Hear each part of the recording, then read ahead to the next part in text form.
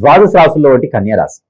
కన్యారాశి వారికి నరదిష్టి, నరఘోష, శత్రుభయం, ఆర్థిక సమస్య, ఆరోగ్య సమస్య, అలానే శత్రుభయం చాలా ఎక్కువగా ఉంటూ మనవాళ్ళు అనుకుంటే వారు మనవాళ్ళు కాదయ్యా పగవాళ్ళు అన్నట్టు విధంగా మీరేమో మంచి చేస్తారు, వాళ్ళ నుంచేమో చెడు కొనుక్కొచ్చుకుంటూ ఉంటారు. అబ్బాయి చాలా మంచోడే అండి, చాలా మంచోడు అంటే మంచివాడు మాత్రమే అన్నట్లుగా ఉంటారు కన్యారాశి వారు. అందరి నోళ్ళలో నాలుగులా ఉంటారు. శత్రువులు మన ఇంట్లోనే ఉన్నట్టుగా బంధుమిత్రులని శత్రువుని ఏర్పరచుకుంటారు. కాబట్టి అలాంటి కన్యారాశి వారికి పెళ్లి కూడా అవ్వట్లేదా?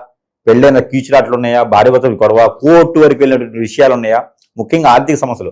కోట్ల రూపాయలు సంపాదిస్తారు, జేబులో కాఫీ తాగడానికి డబ్బులు ఉండవు, కానీ ఆ పరిస్థితికి వచ్చేస్తారు. అలాంటి వాళ్ళకు కూడా ఈ యొక్క శ్రీరామనవమికి చిన్న పరిహారం చేసుకోవచ్చండి. అదేమిటంటే దద్దోజనం.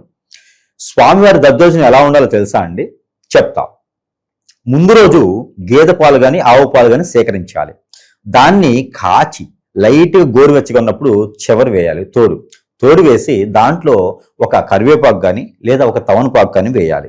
ఆ వేసినట్టు దాంట్లో తెల్లవారిన తర్వాత అన్నం వండి ఆ అన్నాన్ని ఆ పెరుగులో పెట్టాలి. పెరుగులో పెట్టేసి స్వామివారికి అరటిపండు, దానిమ్మ పండు, అలానే ఈ సీజన్ వైజ్గా ఏ పండ్లు అయితే దొరుకుతాయో ఆ పండ్లు అన్నీ కూడా ఆ దద్దోజనంలో వేసి స్వామివారికి నైవేద్యం పెట్టాలి.